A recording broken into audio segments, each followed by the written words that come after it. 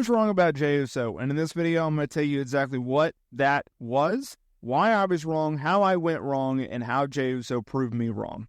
Because I have been a strong supporter of Jey Uso for the last few years. I've been able to document his rise as a single star, and as of 2024, it's been a strong year for Jey Uso. He's been able to be in consistent big-time feuds with big-time stars and big-time matches with big-time stipulations.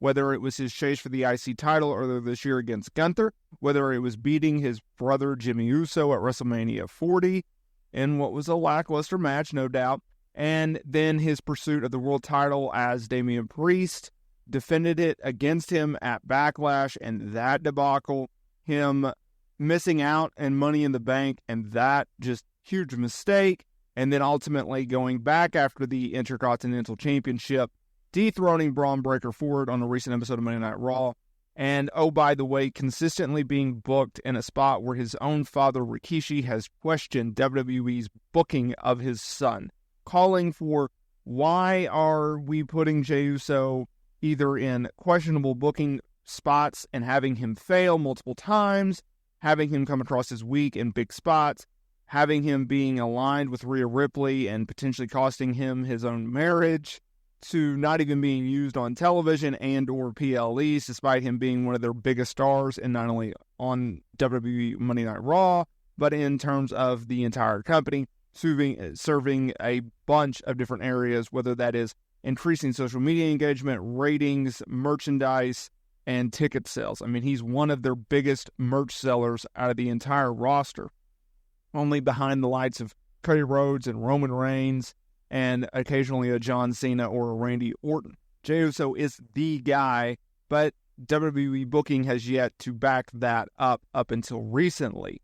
It's not also a great look to have your own father go on his podcast nearly every week and call out the company that you work for and the boss that you're working under because he doesn't like the fact of how they're booking you, right? Like, that's not the greatest spot to be in. And so, what is this thing that I'm wrong about Jey Uso? Well, it's very simple. So, I did a recent video talking about how I did not think that WWE would put the IC title on him in the feud with Braun Breaker, and I broke it down in a few different ways. One, track record being the biggest, I was not confident in their booking of Jey Uso. Every single time he was put in big spots, they would not pull the trigger, whether it be Money in the Bank, whether it be world title matches, whether it be Intercontinental title matches. They never gave Jey Uso the big win. Also, I looked at recent booking. WWE has built up the IC title. They had a 660-day reign with Gunther as champion.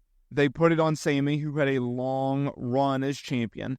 Then they put it on Braun Breaker, their Nets breakout star, who's going to be a main eventer for the next 10 to 15 years.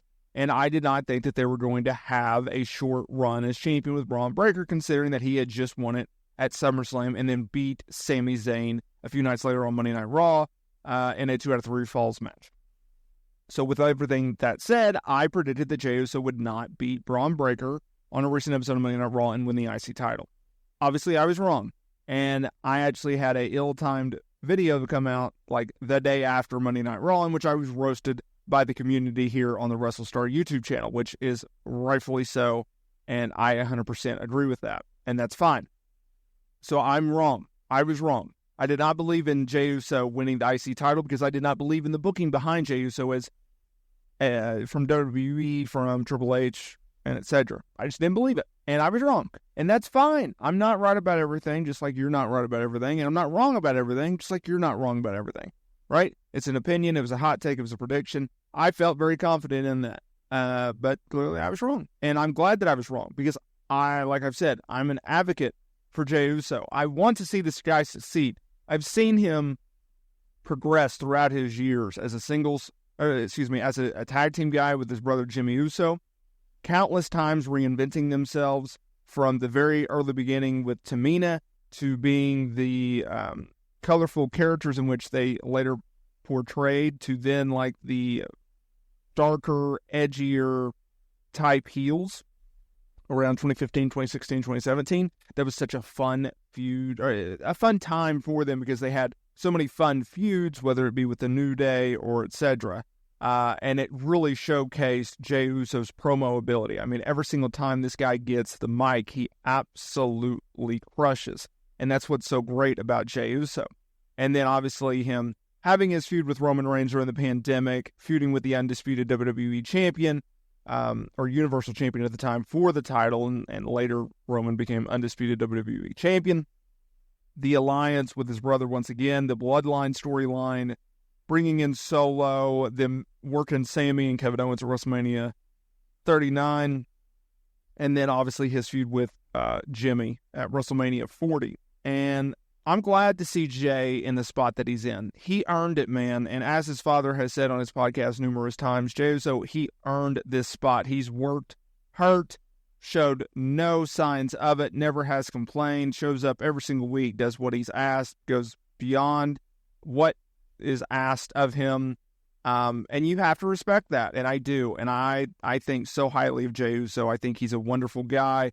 He's a wonderful performer. He's a very underrated performer. You want someone that can work in the ring, he can do it. You need him to do any kind of move, he can pretty much do it. Can he connect with the fan base? You best believe it. I mean, his entrance is top-notch, right?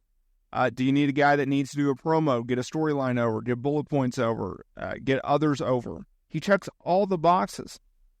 And regardless of his future and whether or not he could be a future WWE champion or world champion, that remains to be seen. I don't know.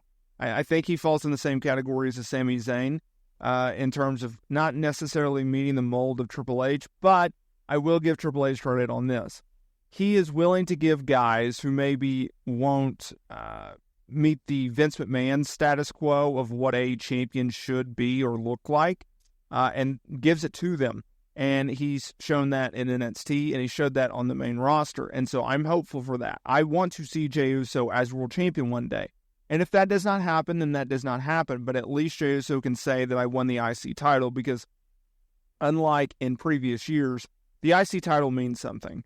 The United States Championship means something now. They're not just props. They're not just titles. They mean something.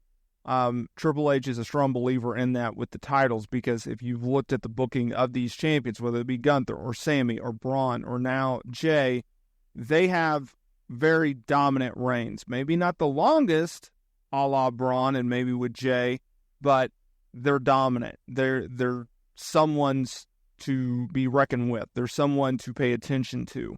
And that's a good thing if you're a Jey Uso fan, just like I am. And so I look much forward to seeing where they go with Jey Uso, how they continuously build him, and etc. So it'll be a lot of fun to see where they go from here. I certainly thank you guys so much for watching this video from WrestleSTAR. If you enjoyed that, consider hitting the subscribe button, hit that bell notification so you are notified every single time we upload new wrestling content here to the channel. If you would, like button, that helps us tremendously. I'd love to hear what you had to say about today's video. Leave a comment down below. Thank you guys so much for watching, helping change my and family's life, and I will see each and every one of you in the next video. Take care, y'all.